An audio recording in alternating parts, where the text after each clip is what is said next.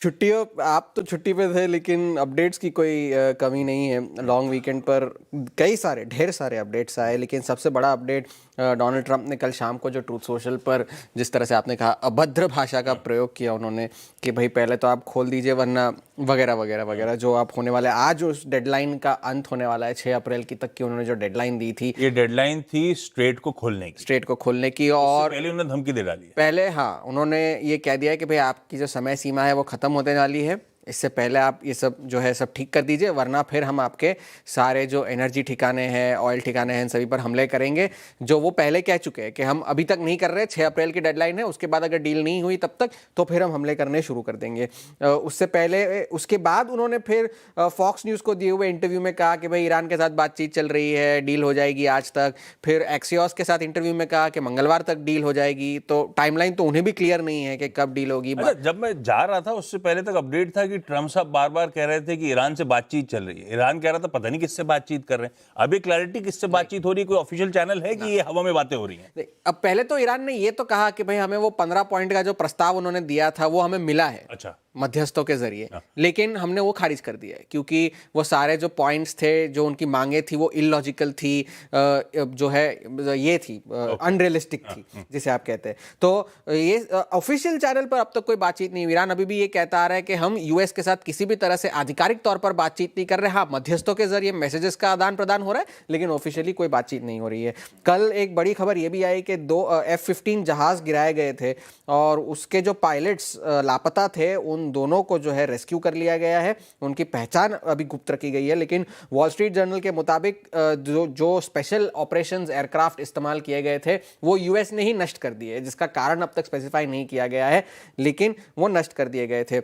IDF ने Iran के एक पेट्रोकेमिकल कॉम्प्लेक्स पर हमला किया जिसमें 5 लोगों की मौत हुई, 170 लोग घायल हुए। और जवाबी हमले में कुवैत पेट्रोलियम का जो हेडक्वार्टर्स था वहां पर जो है हमला हुआ, वहां पर जो है आग लगी और फिर उसके बाद ऑपरेशंस को रोका गया। बहरीन में भी एक फैसिलिटी पे रोका गया है ऑपरेशंस क्योंकि वहां पर भी हमला हुआ है। और काफ़ी सारे जो पावर प्लांट्स है, डिसैलिनेशन प्लांट्स है, वहां पर हमले हुए हैं, वहां पर जो है जान माल की नुकसान की खबरें आ रही है। और साथ ही साथ ईरान ने यह भी कल घोषणा की कि इराक को जो है स्ट्रेट ऑफ होर्मुज से गुजरने की इजाज़त है, क्योंकि उनका जो संघर्ष है उससे हम वाकिफ़ है। उस वजह से जो 3 मिलियन बैरल प्रतिदिन जो इराक बेचता है वो स्ट्रेट ऑफ होर्मुज से गुजर सकता है। लेकिन इराक के ऑफिशियल्स ने ये सावधानी जताई है कि हम कंपनियों पर छोड़ते हैं कि क्या वो उस जगह से गुजरना चाहते हैं या नहीं, ये उनका डिस्क्रेशन है, क्योंकि रिस्क फैक्टर जो है अभी भी बना हुआ है। शुक्रवार को एक बड़ा अपडेट, जॉब्स रिपोर्ट आनी थी। जॉब्स रिपोर्ट अनुमान से काफ़ी अच्छी आई। 2024 के बाद का सबसे अच्छा आंकड़ा आया। महंगाई, बेरोजगारी की दर में गिरावट देखने मिली। बेरोजगारी की गिरावट इसलिए भी देखने मिली क्योंकि काफ़ी सारे अमेरिकन वर्कफोर्स छोड़ चुके हैं, तो उस वजह से भी बेरोजगारी की दर में गिरावट थी।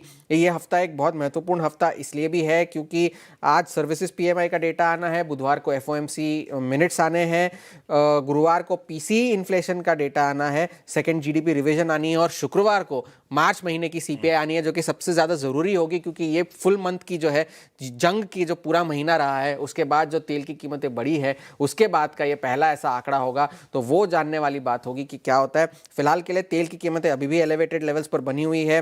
WTI अभी भी 112 के ऊपर है और ब्रेंट से प्रीमियम पर कामकाज कर रहा है। ब्रेंट 111 है, WTI 112 है। और डीजल की जो कीमत है यूरोप में फ्यूचर्स जो है वो $200 के पार निकल गई थी लॉन्ग वीकेंड पर। तो तेल की कीमतें बड़ा मॉनिटरेबल है। डॉलर अभी भी 100 के पार बना हुआ है।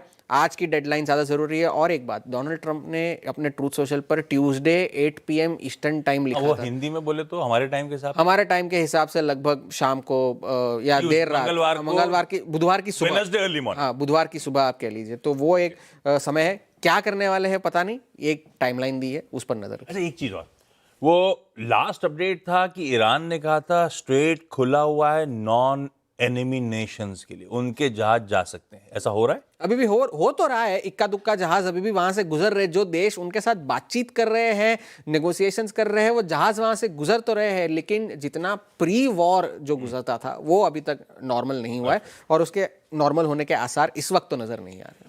तो बाजार अटका